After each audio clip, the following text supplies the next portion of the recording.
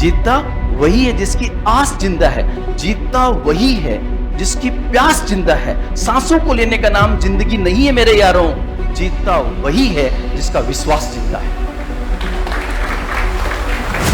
मतलब ये विश्वास तो आपके अंदर होना चाहिए कि मैं ये काम कर सकता हूं। और देखो आप, दिनेश ने वो काम करके दिखाया कि सर मैं टॉप कर सकता हूं, टॉप उन्होंने किया। इसलिए आपको अगर यहां तक पहुंचना है तो अपने आप पर विश्वास करना होगा, अपनी मंजिल को टारगेट करना होगा। और जिस प्रकार से भवानी सिंह चारण, श्रीमती राधिका देवी, मनोज कुमार ने जो किया उसको थोड़ा फॉलो करना होगा।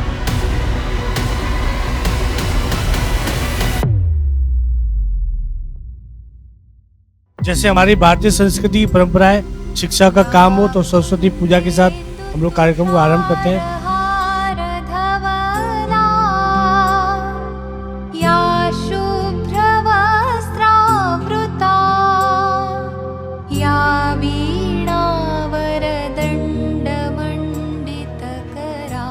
जो वर्तमान में एसडीएम है सर, वो इधर से इधर कैसे आए? वो इधर से इधर इसलिए आए कि मांझी तेरी कश्ती के तलबगार बहुत हैं, इस पार कुछ मगर उस पार बहुत है। जिस शहर में खोली है तूने शीशे की दुकान, उस शहर में पत्थर के खरीदार बहुत हैं।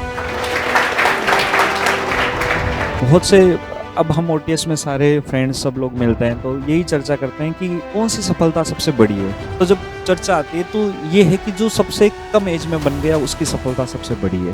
तो ये ध्यान रखना कि जितना हम कम उम्र में बनेंगे उतना हमारी सर्विस के लिए भी फायदा होगा, हमारे लिए भी फायदा होगा और हम खुद उस मेंटल प्रेशर और स्ट्रेस से नहीं गुजरेंगे। तो आरएएस बनने के लिए तैयार हो? मंजिल उन्हीं को मिलती है जिनके शब्दों में जान होती है।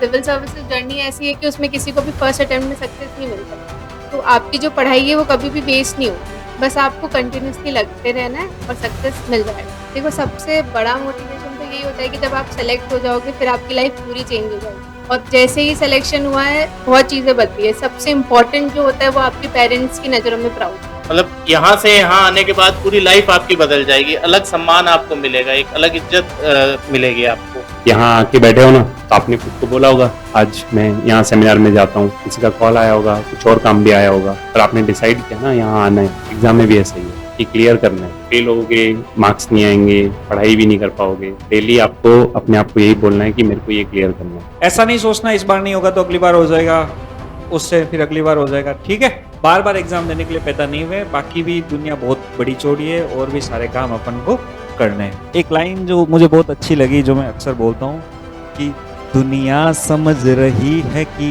चमक गया हूँ मैं, पर दिल ही जानता है कितना थक गया हूँ मैं।